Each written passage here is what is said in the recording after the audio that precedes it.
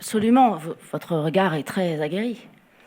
Donc effectivement, je reviens sur le débat précédent. Monsieur le maire, Non, mais là, je nous ne avons crois changé pas... de délibération, Non, monsieur le maire, attendez. Madame Chalas. Je ne sème pas le trouble dans le fonctionnement des échanges et de ce conseil municipal. On a eu un échange une fois, deux fois. Je pense que ça fait partie du débat et vous avez mis en cause mon bilan et ensuite vous avez repris la parole en disant des contre-vérités sur lesquelles je veux répondre. Je ne crois pas que cela perturbe ou soit un incident pour le conseil municipal. Je souhaite donc pouvoir répondre sur ce point. Vous ne pouvez pas me l'interdire. Si, je vous demande... Non, vous pouvez la réguler question... les débats. Mais Madame, en l'occurrence, c'était une discussion très importante sur le financement des collectivités par le mandat 2017-2022, monsieur le maire. C'est pas moi qui ai mis le sujet sur la table, c'est vous. Donc permettez-moi d'y répondre. J'étais, en l'occurrence, députée et vous m'avez mis en cause sur mon bilan. Donc, je voudrais vous répondre. Donc, si, voilà. Je vous assure que si, monsieur le maire. Allez. Donc, est-ce que quelqu'un a... Par un signe positif. C'est quand même incroyable. Cette convention avec la préfecture, la Mildeka et l'État va dans le bon sens. Depuis 10 ans, nous entendons la majorité municipale expliquer que l'État est absent, inefficace ou responsable de tout, évidemment. À travers cette délibération, au contraire, vous signez un partenariat avec lui. Et rien que cela mérite d'être salué. Parce que lorsque l'on parle de trafic de stupéfiants, de mineurs enrôlés, de violences quotidiennes dans les quartiers, personne ne peut s'en sortir tout seul. Ni la ville, ni la métropole, ni la préfecture, ni les associations, et a fortiori, bien sûr, l'État. La seule politique efficace, c'est une politique commune, concertée. Donc oui, nous voterons cette délibération. Une bonne démarche, certes, mais une réponse très partielle néanmoins. Le programme présenté contient des actions utiles, repérage des jeunes vulnérables, accompagnement familial, prévention scolaire, ateliers, défis sportifs, capsules vidéo, médiation, sensibilisation. Tout cela compte. Parce que lorsque des adolescents et même des jeunes enfants sont happés par les réseaux, la prévention et l'accompagnement sont indispensables. Mais soyons lucides, ce programme ne fera pas reculer le trafic. Il peut aider des jeunes à ne pas y entrer, il peut donner des repères éducatifs, il peut redonner confiance à certaines familles dans leur rôle de parents. Mais il ne fermera pas un seul point de deal. Il ne retirera pas les guetteurs des pieds d'immeubles.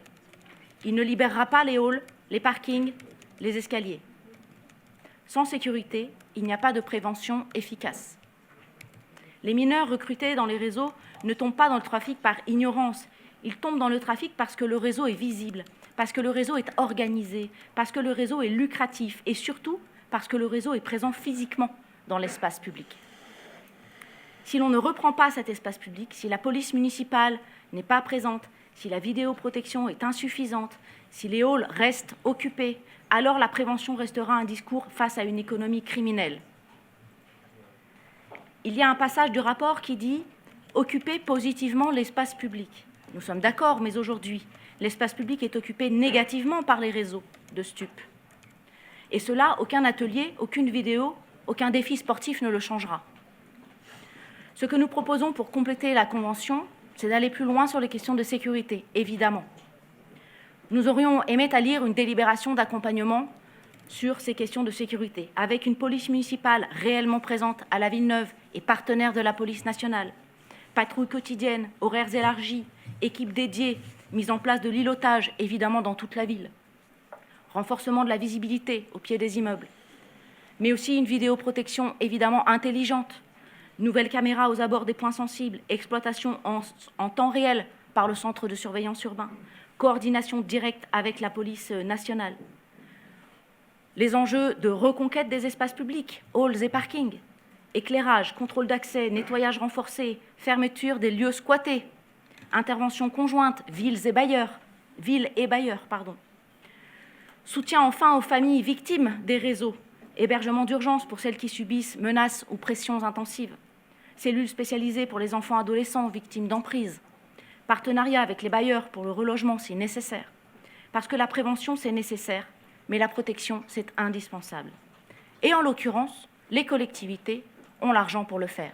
Puisque sous mon mandat de 2017 à 2022, en l'occurrence, monsieur le maire, l'État n'a à aucun moment baissé les financements et les dotations auprès des collectivités.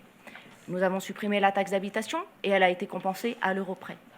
Donc en l'occurrence, deuxième référence, depuis toutes ces années, le budget 2025 le montre, il n'y a jamais eu autant d'argent en recettes dans les collectivités et il n'y a jamais eu autant d'agents de la fonction publique territoriale que dans les collectivités. Donc laisser croire que le mandat 2017 à 2022 a baissé les dotations de l'État auprès des collectivités et baissé leur capacité d'investissement et de fonctionnement est un mensonge éhonté, Monsieur le maire. Et c'est bien cela que je voulais vous préciser. Nous voterons donc cette délibération, car c'est un premier pas. Nous nous en satisfaisons, car pour une fois, la ville ne dit pas « l'État est responsable », mais choisit un État partenaire. Mais nous le disons aussi clairement, si la prévention est une jambe, la sécurité est l'autre. Marcher avec une seule jambe, c'est tourner en rond, et cela fait 10 ans que Grenoble tourne en rond face au réseau. Les habitants de la Villeneuve n'attendent pas des capsules vidéo, ils attendent de pouvoir descendre dans le hall sans détourner le regard, ils attendent de pouvoir dire non aux dealers sans craindre de représailles, ils attendent que l'espace public redevienne le leur. Alors oui à cette convention, mais maintenant il faut l'autre moitié du travail. Et cela, à défaut de votre engagement depuis 2014, il faudra l'embrasser avec détermination à partir de 2026. Je vous remercie de votre extrême amabilité de me donner la parole, Monsieur le maire.